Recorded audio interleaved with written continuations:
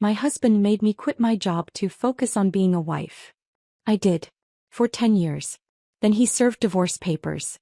His lawyer said, "You have no skills, no income, no future." The judge looked at me with pity. I said nothing.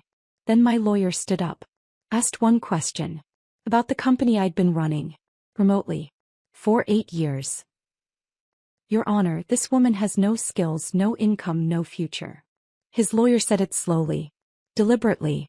Like he was explaining something to a child. 10 years as a housewife. A decade-long employment gap. She's 53 years old. No recent work experience. No marketable abilities. The job market has passed her by completely. Before we continue, I want to thank you for being here. We're so close to hitting 100K subscribers. A family of women supporting women. If you believe in second chances and the courage to rebuild, please subscribe. It's free and helps us reach others who need this. Now let's see what happens next. I sat there in that courtroom, hands folded in my lap, and let every word land. Mark sat across from me looking satisfied. Almost smug. This was the moment he'd been waiting for. The moment his expensive lawyer would prove I was nothing without him. "Mrs. Parker will need significant alimony just to survive," the lawyer continued. "She has no prospects. No way to support herself. My client has been the sole provider throughout this marriage." The judge looked at me. I saw pity in her eyes. That's when my lawyer stood up. "Your Honor," Patricia said quietly, "I have one question for Mrs. Parker." The room went silent.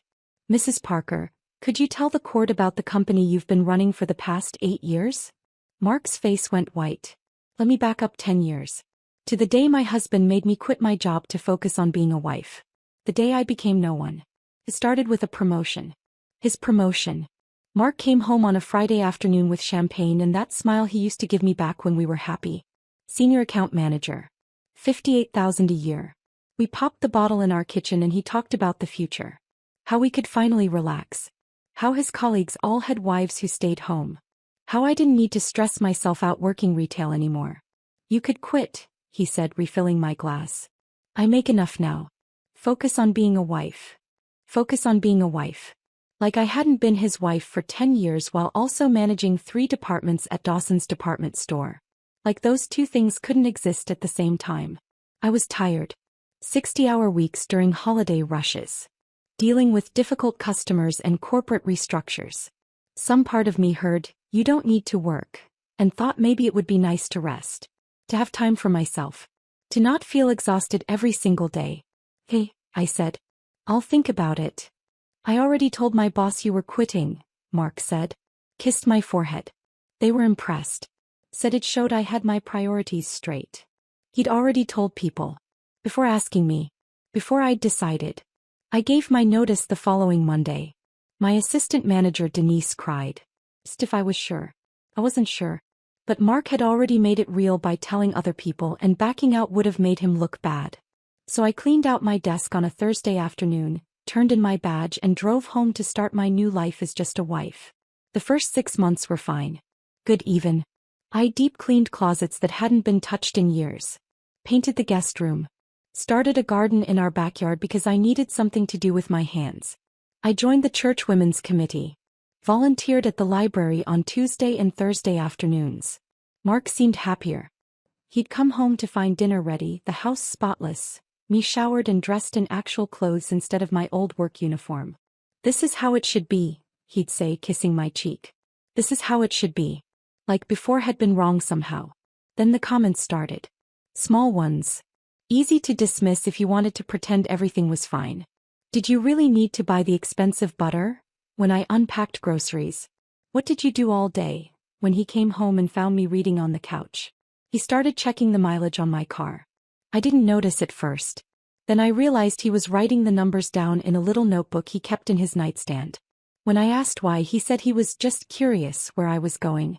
To the grocery store. The library. Church. That was my entire world now, compressed into 3 locations within a 5-mile radius of our house. He asked for receipts. Every shopping trip. Every purchase. He'd go through them line by line, questioning why I bought this brand instead of that one, why I needed new dish soap when we still had some under the sink. My old work friends stopped calling after Mark made enough comments about them being bad influences, who'd make me miss my stressful old life. Denise invited me to lunch 3 times. I said no twice because Mark needed me home for deliveries. The third time I said yes anyway. Came home to find him waiting. 2.5 hours for lunch? He checked the mileage. What were you really doing? I stopped saying yes after that. By the end of year 2 I didn't recognize myself. I'd gained 23 pounds from stress eating and boredom. My clothes didn't fit right. The professional blazers and slacks I'd worn to work gathered dust in the back of our closet. I wore leggings and Mark's old t-shirts most days because who was going to see me? My hair had gone gray at the temples. I wanted to color it, but Mark controlled our joint account and questioned every expense over $20. Hair color. That's $40. Do you really need it? I'd become invisible. Not just to him. To myself. I'd wake up at 8 or 9, long after he left for work, and stare at our bedroom ceiling. White paint. No cracks. No water stains. Perfect and empty. I'd lie there wondering what I was supposed to do with the next 10 hours. Make another elaborate meal he'd eat without tasting? Vacuum carpets that didn't have footprints because nobody walked on them except me? I'd go to church committee meetings where women discussed bake sale logistics and vacation Bible school planning. Important things. Things that mattered to them. But I'd sit there thinking about the budget projections I used to manage, the staffing decisions, the quarterly reviews. The feeling of solving problems that had actual answers. Some days I'd sit in my car in the grocery store parking lot and cry. Not dramatic sobbing. Just quiet tears running down my face while I gripped the steering wheel and tried to remember who I used to be. I was 51 years old and I felt ancient. Erased. Then Graham died. My grandmother Grace. The woman who'd raised me after my mother left when I was 7. Graham taught me to balance a checkbook and change my own tire and never apologize for existing. The call came on a Thursday afternoon. Stroke. Quick. She was 87. I stood by her casket at the funeral home in a dress that didn't fit right anymore. I looked at her face and realized she was the last person who'd known me as Sarah Mitchell. Everyone else only saw Mrs. Mark Parker. The woman who used to work at Dawson's. The one who quit. Poor thing. The lawyer read the will 2 weeks later. Graham had left me $45,000. Not to Mr. and Mrs. Parker. Just to me. Sarah Mitchell Parker. There was a sealed envelope with my name written in her shaky handwriting. I opened it in the parking lot. For your escape fund whenever you need it. You're stronger than you know. Love, Graham. I sat there and felt something crack open inside my chest. Not heartbreak. Something else. Something that had been locked away for 2 years. I drove home. Mark was waiting. He asked about the will. I told him about the money. His eyes lit up like Christmas morning. We should invest it in our future, he said. Put it in our joint account. Maybe remodel the basement. I've been wanting a game room. I smiled. Nodded. Told him I'd think about it. But I wasn't thinking about it. I'd already decided. Graham had given me a door. I just had to figure out how to walk through it without him noticing I was leaving. 3 months after Graham's funeral, I was still carrying that note in my purse. The paper had gone soft from being folded and unfolded so many times. For your escape fund whenever you need it. Some days I'd pull it out while sitting in my car outside the grocery store, reading those words until they blurred. Mark kept asking about the money. When could we access it? Had I talked to the lawyer? What was taking so long? Estate taxes, I told him. Legal paperwork. It's complicated. He'd sigh. Complain about how his mother's estate had been settled in 6 weeks. I'd nod and change the subject and feel the lie sitting heavy in my chest. The truth was I'd already moved Graham's money. Opened a new account at a different bank across town. Used my maiden name. Sarah Mitchell. A name I hadn't used in 12 years. The bank teller had looked at my driver's license, Sarah Mitchell Parker, and asked if I wanted the account under my full legal name. Just Mitchell, I'd said. It's simpler. She'd smiled and processed the paperwork. $45,000 deposited into an account my husband didn't know existed. I told myself I was just keeping it safe. That I'd figure out what to do with it eventually. That I wasn't really lying, just postponing the truth. But I knew better. On a Wednesday morning in late September, I told Mark I was going to a church bake sale planning meeting. He didn't look up from his laptop. Just waved a hand in dismissal. I got in my car and started driving. Not toward the church. Away from our neighborhood. Away from streets where people knew me as Mark's wife. I drove for 40 minutes watching our suburb fade into countryside and then into a small town I'd never been to before. Mobuk. Population 8,000 according to the sign on Route 9. Main Street had the kind of storefronts you see in postcards. Brick buildings, striped awnings, a hardware store with its name painted on the window in gold letters. I parked and walked without knowing where I was going. Just walked. Past a bookstore. A pharmacy. An antique shop with furniture crowding the sidewalk. Then I saw it. Corner Cup Cafe. The name was painted on the window in faded letters. A for sale sign was taped inside, edges curling away from the glass. I stopped walking. Stood there on the sidewalk staring at it. The place looked half dead. Through the grimy window I could see mismatched chairs around small tables. A counter with a coffee machine that looked older than me. Menu boards with prices written in marker that had started to fade and smear. But there was something about the morning light coming through those east-facing windows. Something about the way the door sat slightly crooked in its frame. I pushed the door open. It stuck. I had to push harder and it gave with a scraping sound that probably should have been fixed years ago. A woman looked up from wiping down tables. Late 50s, maybe early 60s. Gray hair pulled back in a ponytail. Tired eyes that had seen too many slow days in a dying business. "We're closing in 10 minutes, she said. Not rude. Just factual. But I can get you coffee if you want. Is this place really for sale? She set down her rag. Studied me for a moment. You interested in buying a failing cafe? Maybe. She laughed. Not a happy sound. Owner died 6 months ago. Heart attack right there behind the counter. His kids want to sell. Get it off their hands. They live in Florida. Don't want to deal with it. How much are they asking? $38,000. For everything. Equipment, lease, business name, whatever inventory's left. She picked up her rag again. Place hasn't turned a profit in 3 years. You'd be buying a headache. I looked around. Counted 8 tables. The counter had 6 stools, only 4 of them matching. The coffee machine had a crack running down the side. The floor tiles were coming up in the corners. Can I get that coffee? I asked. Her name was Rita. She'd worked there for 18 years. Longer than I'd worked at Dawson's. She made me coffee in a chipped mug and didn't charge me for it. We sat at the table by the window and she told me about the place. How it used to be good. How the owner, Jerry, had stopped caring after his wife died. How customers had slowly stopped coming when the quality dropped and nothing got fixed. Why do you stay? I asked. Rita shrugged. Habit, I guess. Don't know what else I'd do. I'm 58. Who's hiring 58-year-old waitresses? I knew that feeling. That sense of being too old, too far removed, too unemployable. I drove home thinking about those east-facing windows. That crooked door. Rita's tired eyes. Mark came home after 9 that night. Smelled like beer and something sweet. Perfume maybe. He blamed it on happy hour with coworkers. Microwaved the dinner I'd left covered on the stove. Ate it in front of the TV without saying a word to me. I lay in bed that night doing math in my head. 45,000 from Graham. 38 for the cafe. 7,000 left for operating costs. Supplies. Maybe 1 month of safety net if things went wrong.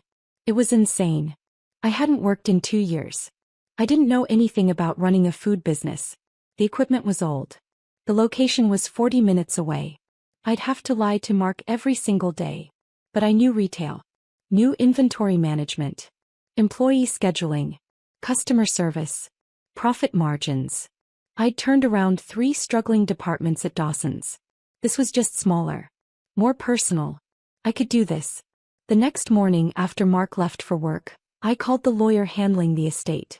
Asked questions. Could I see the books? Was Rita included in the sale? What were the lease terms? The lawyer laughed when I asked about books. Lady, the old man ran everything on napkins and kept cash in a coffee can. You want to see the books? I can show you a shoebox full of receipts. I bought it anyway. Used my maiden name on all the paperwork. Set up an LLC. Mitchell Enterprises. Had the mail sent to a P.O. box in Millbrook that I rented under the same name. Bought a prepaid phone and hid it in my car, buried under the spare tire in the trunk where Mark would never think to look. The lying got easier with practice. The inheritance was still tied up. Lawyers were slow. These things took time. Mark believed me because I'd never given him reason not to.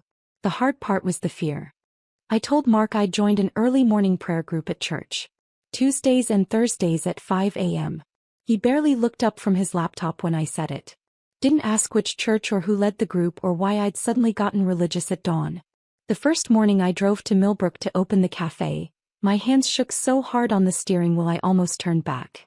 It was 4 in the morning. Still dark. The roads were empty. I felt like a criminal. Like someone would see me and know I was lying. No, I was sneaking around.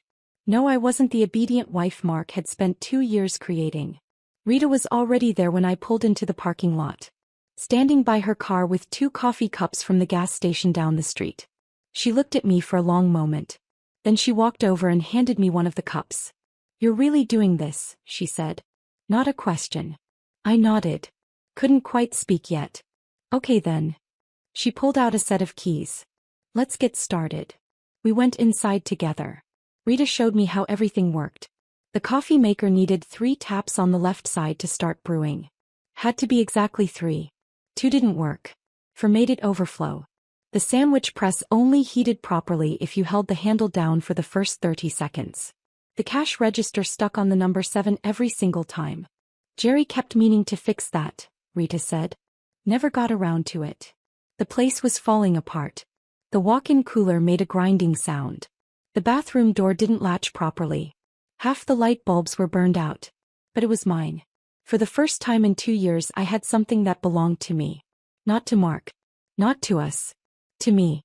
Rita didn't ask why I was using my maiden name. Didn't ask why I jumped every time the door chimed. Didn't ask why I kept checking my phone like I was expecting bad news. She just said, "We open in 20 minutes. You know how to make a latte?" I didn't. He taught me.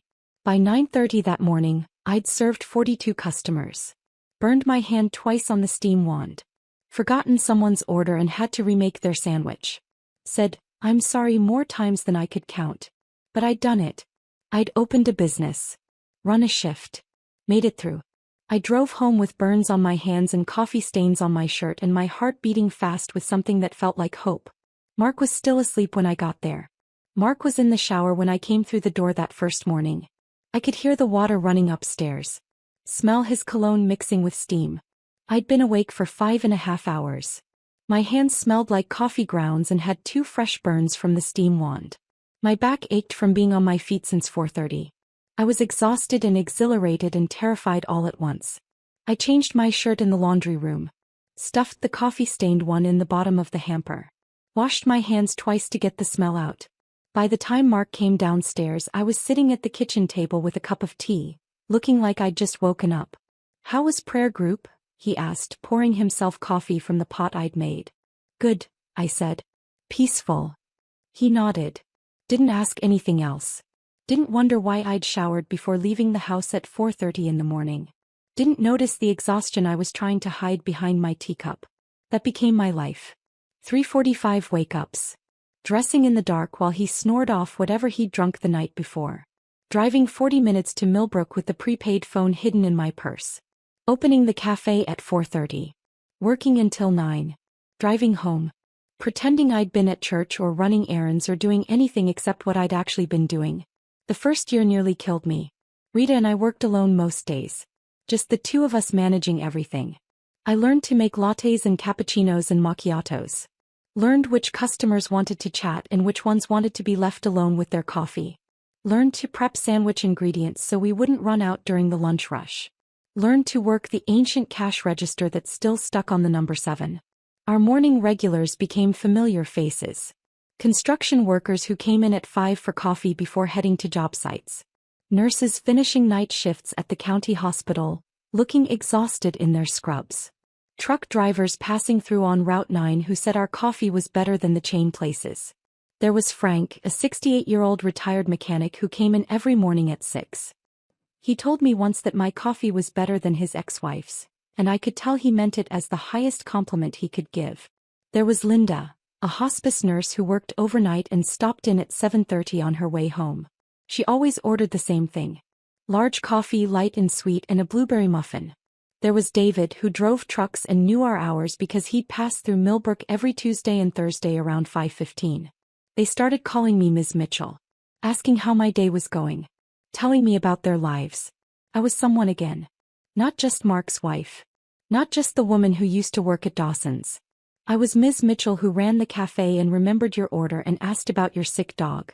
The cafe made maybe $300 on a good day that first year. After paying Rita, restocking supplies, and covering the lease, I'd clear $50 profit if I was lucky. Some days we lost money. Some days I'd drive home wondering if I'd made a terrible mistake. But I kept going. Mark noticed I was losing weight. Mentioned it one night over dinner. "You look good," he said. "Different." I did look different. The early mornings and physical work had stripped away the weight I'd gained. I was sleeping better despite the exhaustion. Had color in my face again. "Must be all that volunteering," I said. He nodded. Went back to his food. What he didn't notice was that I was waking up at 3:45 every morning. That I was gone before dawn. That I came home smelling like coffee even though I'd changed my shirt and washed my hands. He didn't notice because he'd started staying out later. Coming home after 10, sometimes after 11.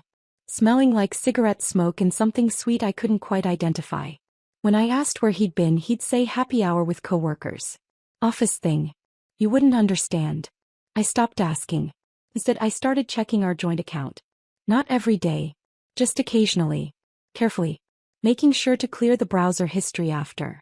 That's when I saw the withdrawals. $1,500. $3,000. $2,500. Always in round numbers. Always with no explanation. One night I asked him about it. Kept my voice casual. Light. I noticed some money came out of our savings. What was that for? His face changed.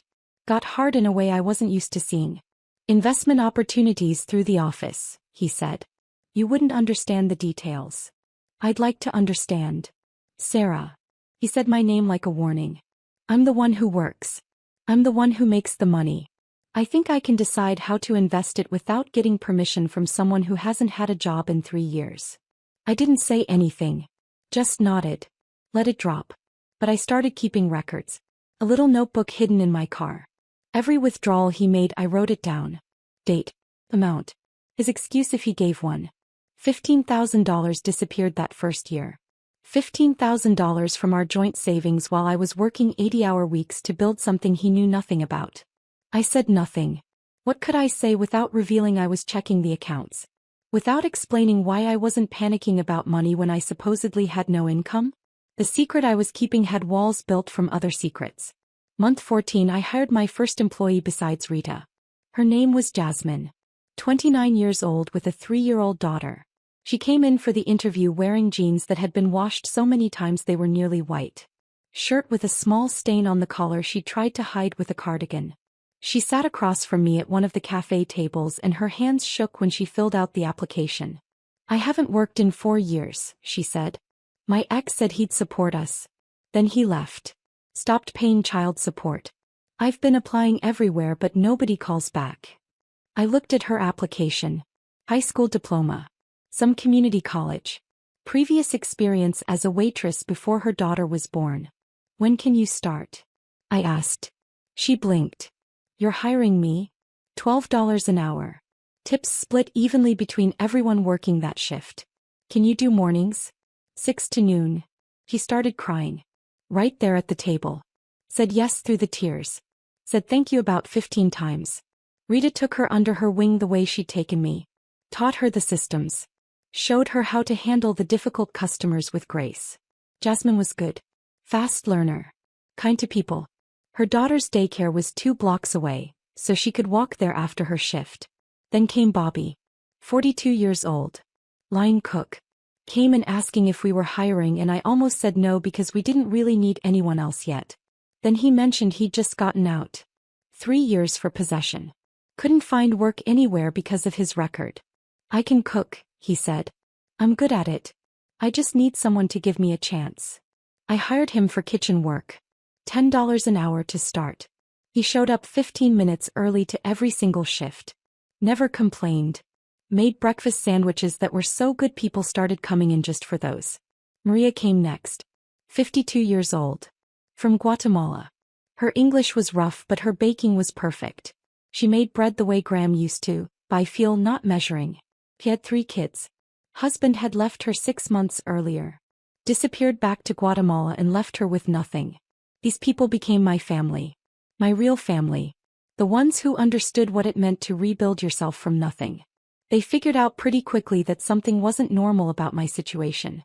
The way I jumped every time the door chimed. How I never answered my personal phone in front of them. The fact that I insisted they call me Ms. Mitchell, never Sarah. Rita pulled me aside one morning during a slow period. "Honey," she said quietly, "I don't need to know your business. But we've got your back. Whatever you're running from or hiding from, you're safe here." I almost cried. Instead, I just nodded and went back to wiping down tables. By the end of year 2, the cafe was actually making money. Real money. I'd repainted the walls a warm cream color.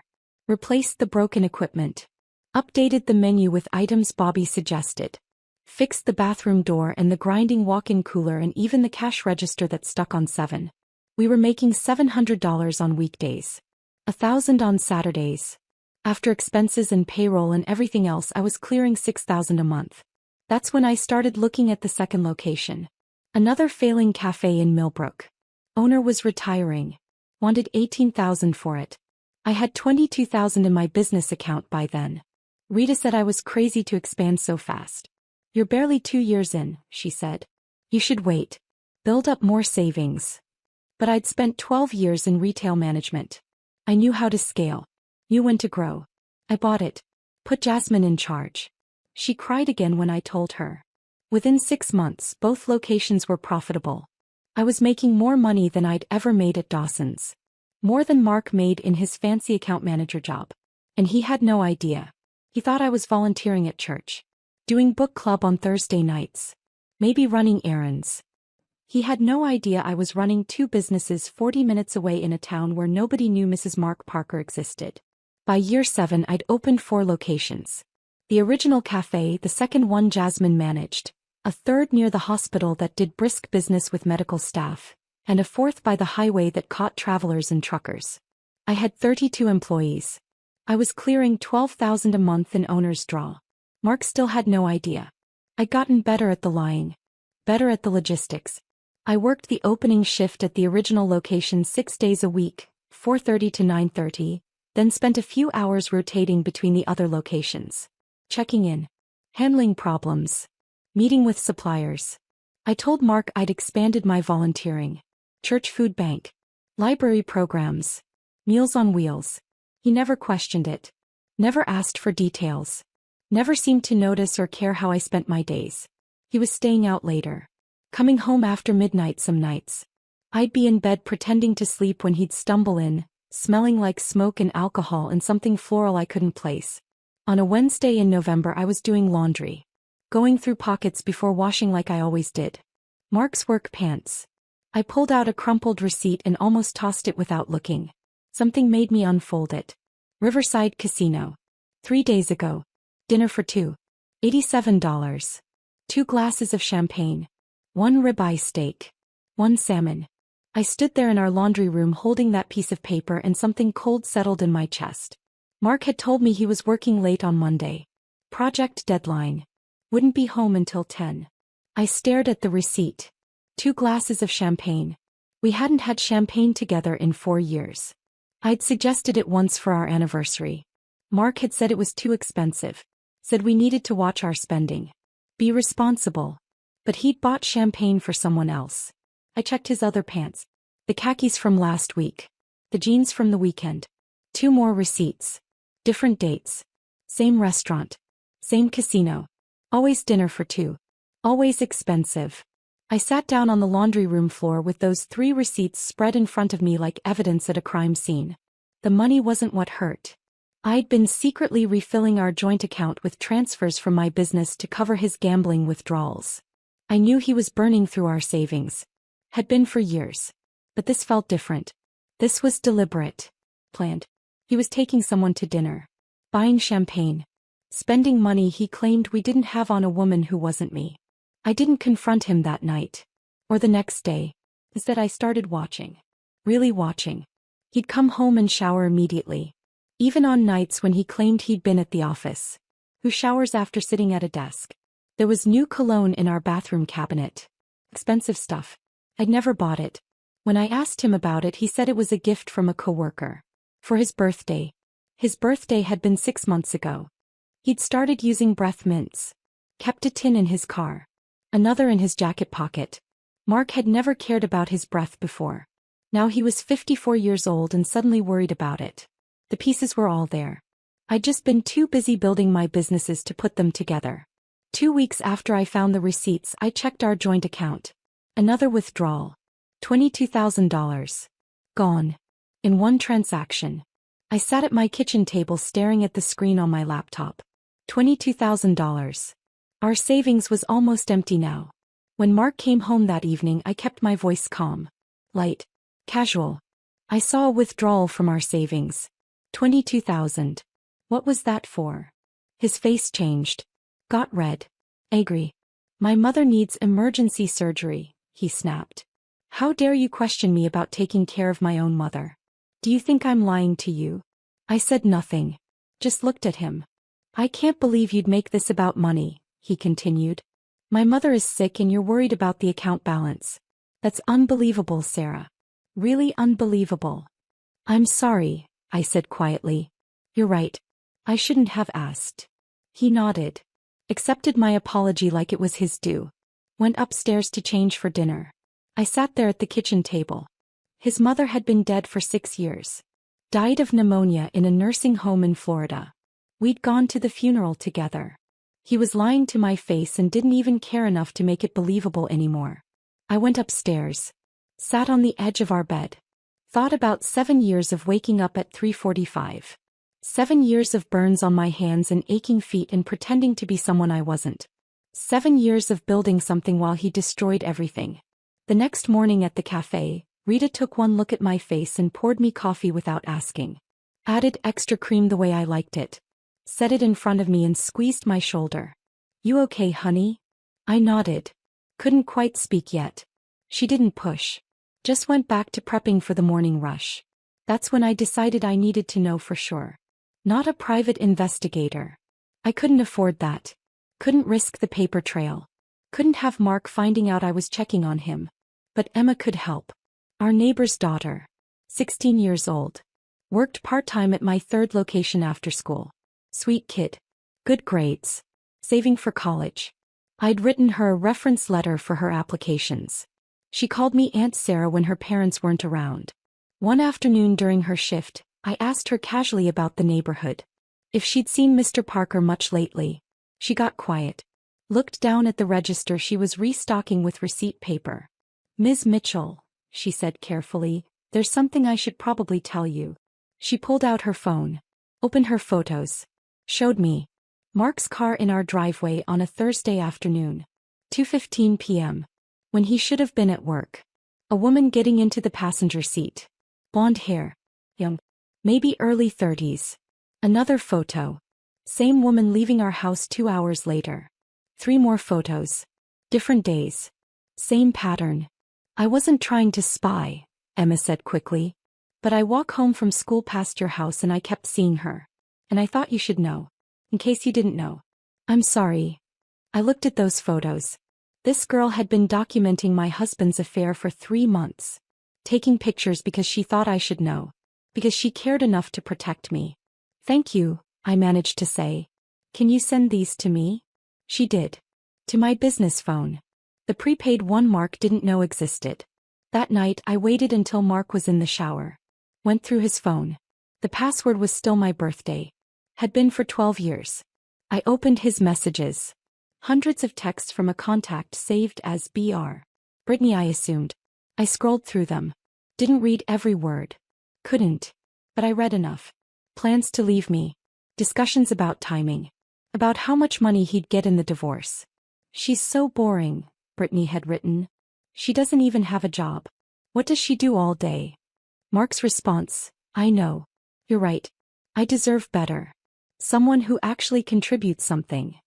I put the phone back exactly where I'd found it. Went downstairs. Made myself a cup of tea. My hands weren't shaking. That's what surprised me most. I'd expected to fall apart. To cry. To feel destroyed. Yet I felt calm. Clear. I'd spent 7 years building something while he destroyed everything we had. 7 years being afraid of losing him. Losing our life. Losing my security.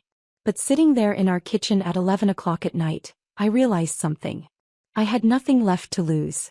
I'd already lost it all years ago when he made me quit my job. When he started controlling every dollar. When he turned me into someone small and invisible. I just hadn't been ready to admit it until now. I didn't sleep that night. Didn't even try. I sat in our kitchen until 3 in the morning, drinking tea that had gone cold, thinking about 7 years of lies and what came next. When my alarm went off at 3:45, I was already dressed. The drive to Millbrook felt different that morning. Lighter somehow. Like I'd been carrying something heavy and had finally set it down. Rita was waiting in the parking lot like always. She took one look at my face and said, "What happened?" "I'll tell you later," I said. "Let's just get through the morning rush first." We opened at 4:30. Served the usual crowd. Frank with his black coffee and newspaper. Linda the night nurse with her light and sweet and blueberry muffin. David the truck driver passing through on his Tuesday route. Normal. Everything was normal except nothing would ever be normal again. By 9:30 the morning rush had cleared. Rita poured us both coffee and sat across from me at the corner table. "Talk," she said. I told her everything. The receipts. The photos Emma had taken. Going through Mark's phone. The text messages. Brittany. Rita listened without interrupting. When I finished, she reached across the table and squeezed my hand. "Good riddance," she said simply. I almost laughed. "That's it? That's your advice? Honey, I watched you build this place from nothing. Watched you work yourself half to death while that man sat at home doing nothing. You don't need advice. You already know what you're going to do." He was right. I did know. The divorce papers arrived on a Monday morning in March. 3 weeks after I'd found the receipts. 2 weeks after Emma showed me the photos. I'd just gotten home from my opening shift. Still had coffee stains on my fingers. I was pulling into our driveway when a man in a polo shirt walked up to my car window. "Sarah Parker?" "Yes. You've been served." He handed me a manila envelope. Waited while I signed his clipboard. Then he got back in his car and drove away. I sat there in my driveway and opened the envelope. Petition for dissolution of marriage. I read through the paperwork slowly. Mark was asking for the house. Both cars. Half of any retirement accounts or hidden assets. And alimony. Alimony. From me. From the woman he thought had been sitting home doing nothing for 10 years. His lawyer had included a statement. I read it twice to make sure I wasn't misunderstanding. Mrs. Parker has been voluntarily unemployed for a decade. She has no marketable skills or employment prospects. She is financially dependent and incapable of self-support. Given her age and extended absence from the workforce, she will require significant spousal support to maintain even a minimal standard of living. I sat there in my car and started laughing. I couldn't help it. The irony was so perfect it was almost beautiful. Mark thought I was unemployable. Thought I was helpless. Thought I'd been doing nothing for 10 years while he supported us. I laughed until tears ran down my face. Mark came home 2 hours later. I was sitting at the kitchen table with the papers spread in front of me. He walked in looking nervous. Guilty. Like a kid caught doing something wrong.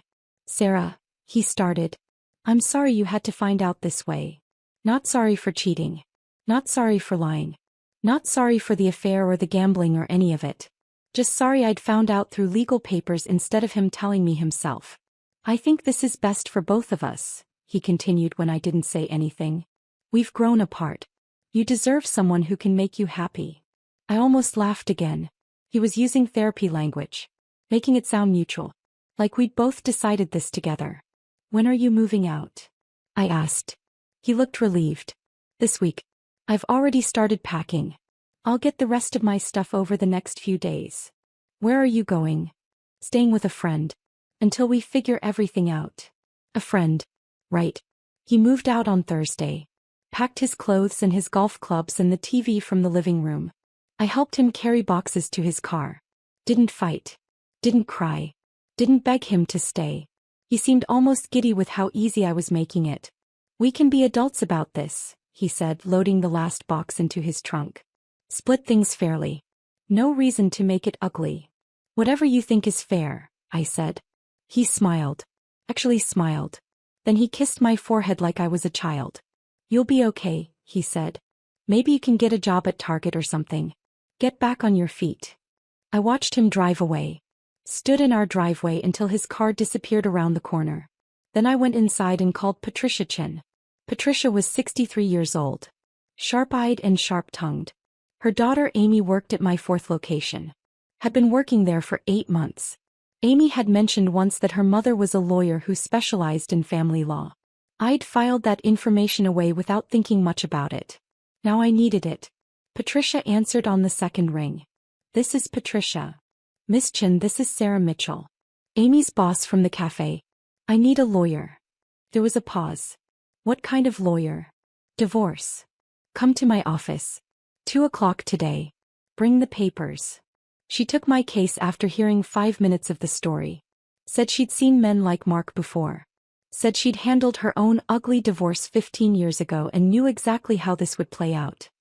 He thinks you're helpless, she said, reading through Mark's filing. His lawyer thinks you're helpless. They're going to push for a quick settlement. Pressure you to take whatever they offer because they think you're desperate. I'm not desperate. No, Patricia said, looking up at me with something like respect. I don't think you are. A week later, Patricia came to Millbrook. Said she wanted to see my businesses. Understand exactly what we were working with. I took her to all 4 locations. The original cafe where Rita was managing the lunch rush. The second location where Jasmine had just hired 2 new employees. The third near the hospital that was doing steady business. The fourth by the highway where Bobby was training a new cook. Patricia met everyone. Rita gave her coffee and a cinnamon roll that made her close her eyes and make a sound of appreciation. Jasmine showed her the employee schedule she'd designed on spreadsheet software she'd taught herself. Bobby made her a breakfast sandwich that was so good she asked for the recipe. Maria hugged her without asking permission. Patricia took notes. Asked questions. Looked at everything with the eye of someone who knew what mattered. Afterward we sat in my office. A tiny room behind the original cafe with a desk I'd bought at a yard sale for $40 and a filing cabinet that didn't quite close right. Here's what's going to happen, Patricia said. His lawyer is going to paint you as helpless. They're going to argue you need support. Need help. Can't survive without your husband. They're betting you'll settle fast because you're scared and have no options. She paused. Looked at me directly. Are you scared? I thought about 3:45 a.m. wake-ups. Burned hands from learning to use a steam wand. Crying in my car in grocery store parking lots. Building something from nothing while Mark gambled away our savings. Working 6 days a week while he told people his wife didn't work. No, I said. I'm not scared anymore. Patricia smiled. Good. Because we're going to let them think they're winning right up until they're not. She explained her strategy. Minimal disclosure. Just enough to comply with court orders. Let Mark's lawyer make assumptions. Let them build their case on the belief that I was unemployable and helpless. Men like your husband, Patricia said, they believe their own lies. He's convinced himself you're nothing without him. His lawyer believes it because it's easier than the truth. He pulled out a legal pad. Started making a list. I need tax returns for Mitchell Enterprises. Employee testimonials. Business licenses. Franchise corporate documentation if you have it. Property deeds. Bank statements showing consistent income. Everything that proves you're not just employed, you're successful. She looked up. How many locations did you say you have? 4. Get me documentation for all 4. Actually, I said, I need to correct that. I bought 2 more properties last month. I'm signing the final paperwork tomorrow. Patricia stopped writing. Looked at me. Then she started laughing. Oh, she said, this is going to be fun. Patricia filed our response to Mark's petition the next week. I didn't read it before she submitted it. Told her I trusted her judgment. Smart woman, she said. The court date was set for November. 8 months away. 8 months of waiting. 8 months of pretending. Mark's lawyer started sending demands almost immediately. Lists of assets he wanted. Questions about my finances. Requests for bank statements and employment history and anything else they could think of. Patricia would read them at her desk while I sat across from her and she'd laugh. "Listen to this one," she said during one of our meetings. "They want documentation of any income you've received in the past 10 years. Any employment. Any business ventures." What do we tell them? The truth. She smiled. Petitioner has no significant assets to report in her name as Sarah Parker. Petitioner's employment history has been provided. Petitioner maintains no retirement accounts registered under her married name. Every word was technically true. Sarah Parker had nothing.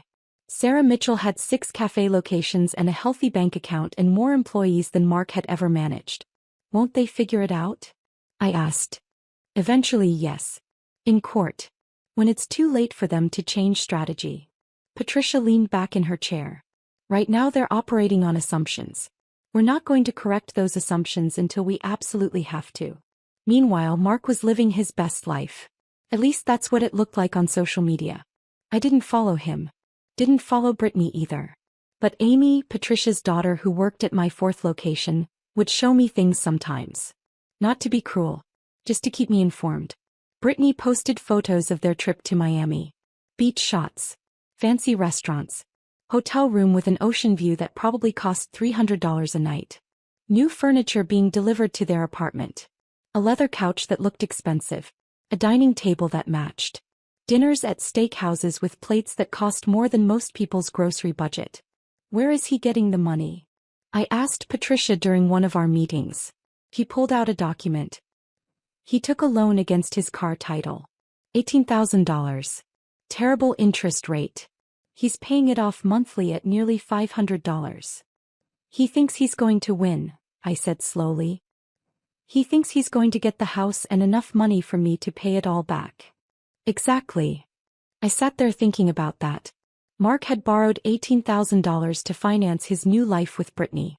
He was so confident he'd win the divorce that he'd gone into debt before it was even settled. The mediation sessions were the worst part. Court mandated. We had to attend 4 of them over those 8 months.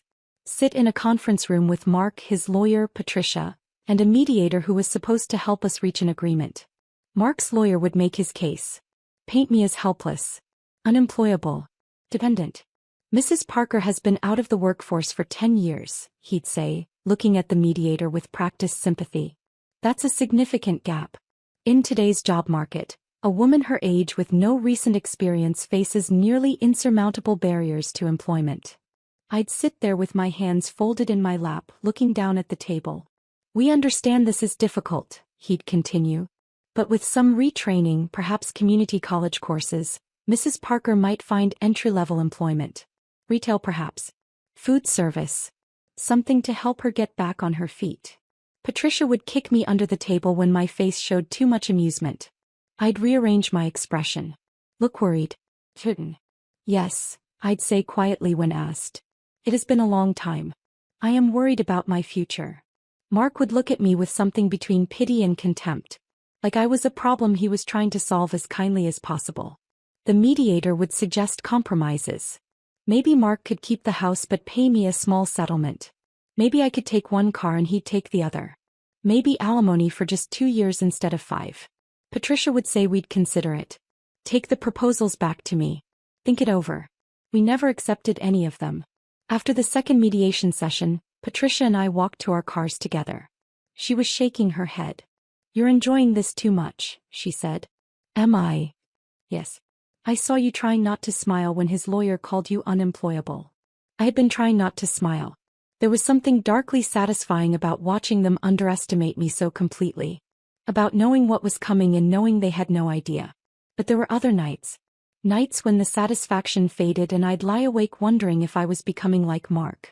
Keeping this secret made me just as much a liar as he was. I told Rita about it one morning during a slow period at the cafe. Don't you dare feel guilty, she said immediately. Her voice was sharp, firm. You didn't hide this business to hurt him. You hid it to survive him. But I'm lying to the court. To his lawyer. To everyone. No. Rita set down the cloth she'd been using to wipe tables. You're protecting yourself. That's different. I lost everything in my divorce 20 years ago. Everything. My ex hid assets, lied to the judge, made me look like the villain. I had to start over at 40 with nothing. You're not doing what he did. You built something while he was destroying everything. Those aren't the same thing. Jasmine said something similar when I mentioned it to her. She'd been restocking supplies in the back when I came in looking rough after a particularly bad mediation session. You did what you had to do, she said simply. That's not the same as what he did. I left my ex with $32 and my daughter. Slept in my car for 2 weeks. Nobody calls that lying. They call it surviving. But Bobby surprised me most. He pulled me aside one afternoon during a quiet shift. We were the only ones in the cafe besides one customer reading a book in the corner. Ms. Mitchell, he said quietly, I've lied to a lot of people in my life. For drugs. For money. For stupid reasons I'm not proud of.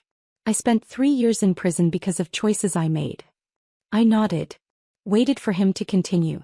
But I never lied to protect myself from someone who was supposed to love me. What you did. That's not lying. That's survival. There's a difference. Coming from Bobby who'd paid dearly for his mistakes, it meant something. Month 6 brought a crisis I hadn't anticipated. A man walked into my cafe on a Tuesday morning.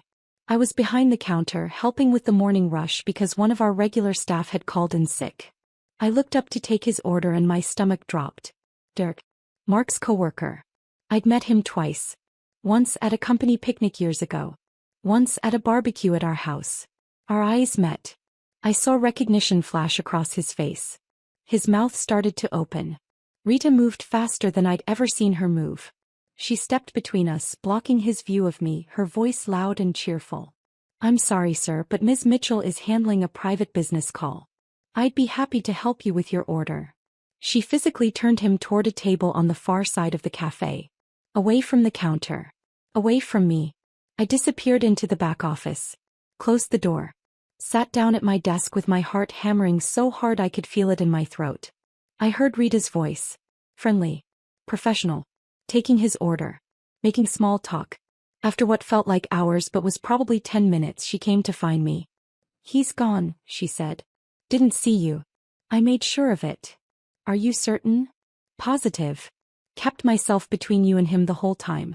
Talked his ear off about the menu until he was too distracted to think about anything else. I sat there trying to breathe normally. That had been close. Too close. If Derek had recognized me and mentioned it to Mark, everything would have fallen apart. The secret would have been out before the court date. Mark would have had time to prepare. His lawyer would have had time to change strategy. That night after closing the cafe, I sat in my car in the empty parking lot and called Patricia. I'm ready, I said. Let's finish this. The court date is still 3 months away. I know. But I'm ready. I'm done hiding. Done pretending. Done waiting for him to figure it out. Patricia was quiet for a moment. Okay, she said finally. Let's finish this. The final 3 months passed in a blur of preparation. Patricia and I met twice a week, going over documents, rehearsing questions, building our case piece by piece. Don't volunteer information, she'd remind me. Answer only what's asked. Keep your voice steady. Look at the judge, not at Mark. The night before the hearing I couldn't sleep. Lay in bed in the house that would soon not be mine, staring at the ceiling, thinking about 10 years of marriage. 8 years of secrets. One day to end it all. I got up at 3:45 out of habit. Made coffee. Sat at the kitchen table in the dark. At 5 my phone buzzed. A text from Rita. We're all with you today. You've got this. Another from Jasmine. Kick his butt, boss. Bobby sent a photo of a breakfast sandwich with a note. Made this thinking of you. Go show them who you are. Maria sent a prayer in Spanish I had to use a translator to read. I got dressed carefully. Not in my usual jeans and cafe t-shirt. In a navy dress Jasmine had lent me. Simple. Plain. No jewelry except my wedding ring, which I'd kept wearing through everything because Patricia said it would look better in court. Low heels that hurt my feet. Hair pulled back in a bun. No makeup. I looked in the mirror and barely recognized myself. I looked tired. Older. Exactly like what Mark's lawyer would expect. Perfect. The courthouse was downtown. 40 minutes from Millbrook. I got there 30 minutes early and sat in my car, breathing slowly, trying to calm my racing heart. Patricia met me at the entrance. She was wearing a sharp gray suit and carrying a leather briefcase that looked expensive. Ready? She asked. Yes. We walked in together. Through security. Up the elevator. Down a hallway that smelled like floor polish and old coffee. The courtroom was smaller than I'd expected. Beige walls. Fluorescent lights humming overhead. Wooden benches that looked uncomfortable. Mark was already there. Sitting on the left side with his lawyer. He was wearing a new suit. Dark blue. Probably cost $500 he didn't have. Brittany was in the back row. Blonde hair styled perfectly. Dressed too tight and too young for a courtroom. She kept touching her hair and smiling at Mark. I sat down next to Patricia on the right side. Folded my hands in my lap. Didn't look at Mark. The judge came in a few minutes later. A woman in her early 60s. Reading glasses on a chain around her neck. Gray hair cut short. Face that said she'd heard every lie people could tell and didn't believe any of them. All rise for the Honorable Judge Morrison, the bailiff said. We all stood. Sat back down when she gestured for us to. Judge Morrison looked at the papers in front of her. Looked at Mark. Looked at me. We're here for the dissolution of marriage between Mark Parker and Sarah Parker, she said. Her voice was flat. Professional. Like she did this 20 times a week. Mr. Parker, your attorney may proceed. Mark's lawyer stood up. Richard something. I'd heard his name but hadn't bothered to remember it. He was tall. Silver hair. Expensive suit. Smile that probably worked on most people. Your Honor, he began, this is a straightforward case. Mrs. Parker has been out of the workforce for 10 years. She voluntarily left a retail management position to focus on being a homemaker. A choice she made freely. A choice that has consequences. I kept my face neutral. Let him talk. She has no recent employment history. No current income. No retirement savings. She is, by any reasonable measure, unemployable in today's job market. He said it so confidently. Like it was a fact everyone agreed on. A woman of 53 with a decade-long gap in her resume faces nearly insurmountable barriers to employment. My client, Mr. Parker, has been the sole financial provider throughout this marriage. He's maintained steady employment. Paid the mortgage. Covered all household expenses. I watched Judge Morrison. Her face didn't change. Just listened. Took notes. Mrs. Parker has contributed nothing financially, Richard continued. In fact, she spent considerable money from their joint accounts on personal expenses we're still attempting to document. He looked at me when he said it. Like I was some kind of frivolous spender who'd blown our savings on shoes and purses. I said nothing. Just sat there.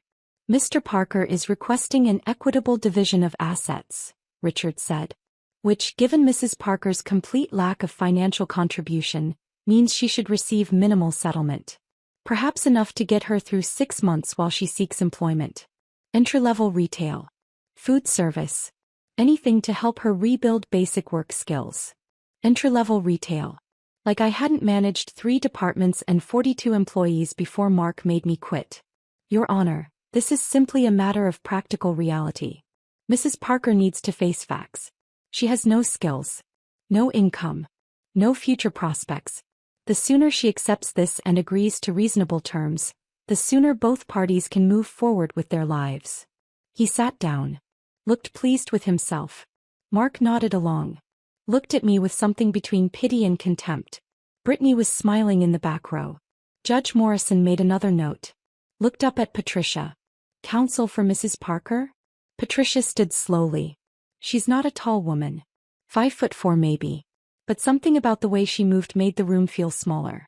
Your Honor, she said, her voice calm and clear, I have just one question for Mrs. Parker. Judge Morrison nodded. Proceed. Patricia turned to me. Our eyes met. This was it. 8 years of secrets. 8 months of preparation. One moment to change everything. Mrs. Parker, she said, could you tell the court about Corner Cup Cafe? The room went very quiet. I could feel Mark's confusion from across the aisle. Heard Brittany shift in her seat behind him. I stood up. Smoothed down the borrowed dress. Looked directly at Judge Morrison. Your Honor, I own and operate Corner Cup Cafe. It's a coffee and sandwich shop in Millbrook about 40 minutes from here. Mark's lawyer started to say something. Judge Morrison held up her hand. Stopped him. Continue, Mrs. Parker, she said. I purchased the cafe 8 years ago using a small inheritance from my grandmother. $45,000. It was failing when I bought it. Nearly bankrupt. I turned it around within 18 months. Made it profitable. I could see Mark's face from the corner of my eye. He'd gone pale. I've since expanded to 6 locations across 3 counties. Hoboken, Riverside, Hartfield. Each location profitable. Each one built through careful reinvestment of earnings. My voice was steady. Clear. This was the easy part. I was just telling the truth. I currently employ 47 people. Full-time and part-time staff. Many of them are women rebuilding their lives. Starting over. Getting second chances. Judge Morrison was leaning forward slightly. Paying attention. Last year my businesses generated $180,000 in owner's draw for me personally. That's after all expenses. Food, supplies, rent, everything. Richard was shuffling papers frantically, looking for something he wasn't going to find. I also own 2 commercial properties. The buildings that house my 4th and 5th locations. Purchased with business profits. Valued at approximately $400,000 combined. I paused. Took a breath. I work opening shifts 6 days a week. 4:30 in the morning until 9. Sometimes longer when we're short-staffed or training new employees. I've been doing this for 8 years. I finally looked at Mark. His face had gone from pale to gray. His mouth was slightly open. I've never missed a mortgage payment on our house, I said, still looking at him. In fact, for the last 4 years, my income has been supplementing our joint account. Covering withdrawals my husband made. $45,000 total. The exact amount of my inheritance. Money he spent on gambling losses and his affair. Brittany stood up in the back row. Walked out. I heard the courtroom door close behind her. Mark didn't even notice she'd left. Patricia stood and pulled documents from her briefcase. Thick folders. Years of careful record-keeping. Your Honor, I'd like to submit evidence supporting Mrs. Parker's testimony. She handed the first folder to the bailiff, who passed it to Judge Morrison. Tax returns. 8 years of them. Showing consistent business income under Mitchell Enterprises, LLC. Employee testimonials. Letters from Rita, Jasmine, Bobby, Maria and 15 others. Talking about Ms. Mitchell, who gave them jobs when nobody else would. Who paid fair wages. Who treated them like family. Health inspection reports. All 6 locations. All passing. All signed by Sarah Mitchell as owner-operator. Business licenses. Proper documentation filed with the state. Everything legal. Everything transparent. Property deeds for the 2 commercial buildings I owned. Bank statements showing the growth of my business accounts. The consistent deposits. The careful management. And finally, a letter from the franchise corporate office. Congratulating me on being named Franchisee of the Year for exceptional business turnaround and community impact. Judge Morrison read through everything slowly. Mark's lawyer kept trying to interrupt. She'd hold up one finger. Keep reading. When she finished, she looked up at Richard. Counsel, you were saying Mrs. Parker has hidden assets? Richard stood quickly. Your Honor, these documents show clear deception. Mrs. Parker deliberately concealed. Every business document was filed properly with the state, Patricia interrupted calmly. Under Mrs. Parker's legal maiden name, which she has every right to use. All taxes were paid. All business dealings were completely legitimate and transparent. But she never told my client. The only thing Mrs. Parker hid, Patricia said, her voice sharp now, was her business from a husband who'd proven himself untrustworthy with money. She pulled out another document. Bank statements for our joint account. Your Honor, over the past 8 years Mr. Parker withdrew $45,000 from their joint account. The exact amount of Mrs. Parker's inheritance from her grandmother. He spent it on gambling losses and funding an extramarital affair.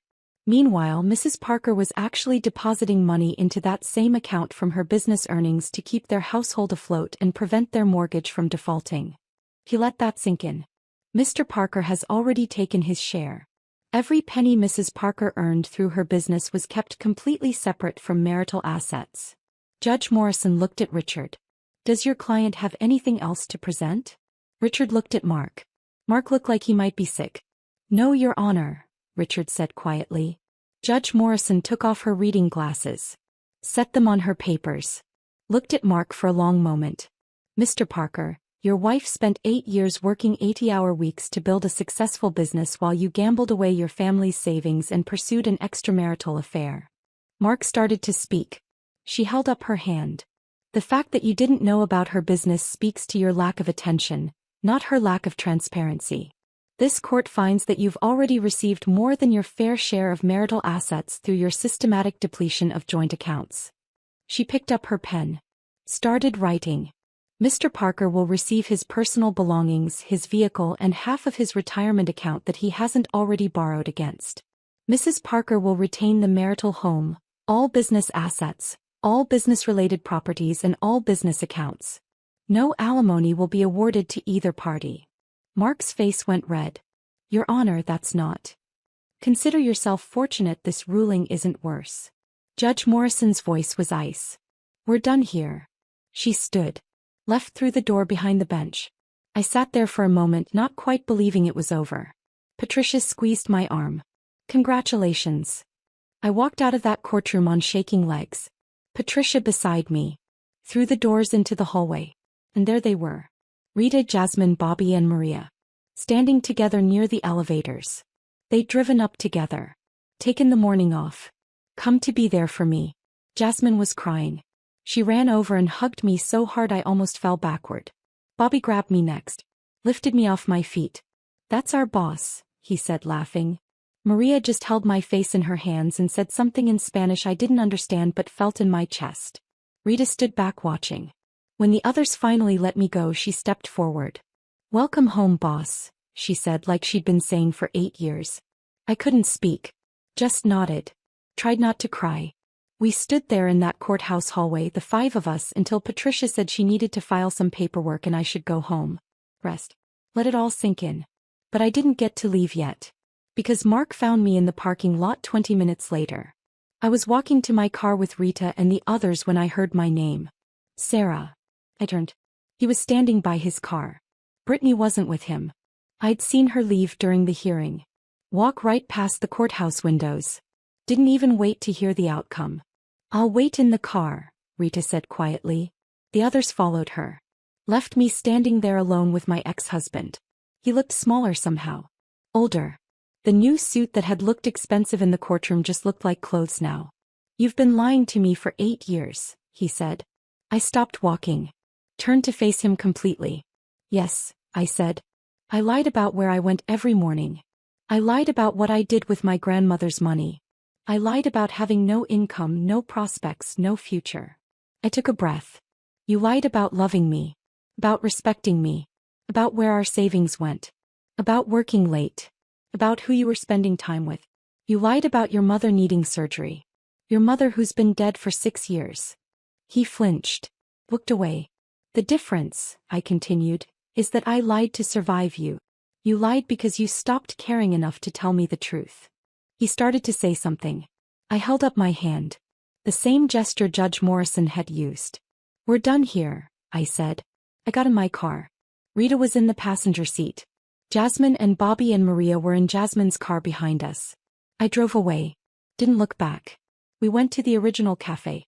Even though it was the middle of the day and we were all supposed to be working. We went there because it was home. Rita made coffee. Bobby made sandwiches nobody ate. We just sat there at the corner table. The 5 of us. Not saying much. Just being together.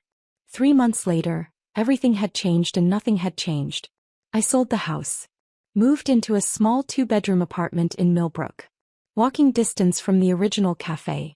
I could see the morning light through those east-facing windows from my bedroom. The divorce was final. The paperwork signed. Mark was gone. I heard he'd moved 2 hours away. New job. New city. Brittany hadn't lasted a month after the hearing. I opened the 7th location in January. Rita managed it. She'd earned it. Started teaching a business class at the community college. Once a month. Free. Starting over. Business basics for women in transition. 30 women came to the first class. Sat in those plastic chairs and listened while I talked about profit margins and business licenses and not being afraid to start over. 50 came to the second one. By the third we had to move to a bigger room. I hired 3 new women that spring. All recently divorced. All with gaps in their resumes. All with shaking hands when they came in for interviews. Claire was 57. 20-year employment gap. Ex-husband had controlled everything. I hired her to work mornings at the original location. On her first day I taught her how to use the coffee machine. The same one Rita had taught me on 8 years ago. New machine but same feeling. She pulled her first espresso shot and looked up at me with tears in her eyes. "I did it," she whispered. "You did," I said. Rita walked by with a tray of Maria's fresh muffins. Squeezed my shoulder without stopping. "Another day, boss." I looked around the cafe. Early morning light streaming through those windows. The smell of fresh coffee and baking bread. The sound of the door chiming as Frank came in for his regular order. Claire nervous but trying. Rita steady and strong. Bobby in the kitchen making someone's breakfast. Maria in back preparing dough for tomorrow. This was my life now. This was what I'd built. Not for revenge. Not to hurt Mark. But to save myself. On my desk in the back office I'd framed Graham's note. "For your escape fund whenever you need it. You're stronger than you know." I was stronger. I knew that now. And every morning at 5 a.m. when I unlocked that door and turned on those lights and started the coffee brewing, I proved it all over again. If this story of quiet strength and ultimate justice had you cheering, hit that like button right now. My favorite part was when Sarah finally revealed her 6 thriving businesses in that courtroom. What was your favorite moment? Drop it in the comments below. Don't miss more inspiring stories like this. Subscribe and hit that notification bell so you never miss an upload.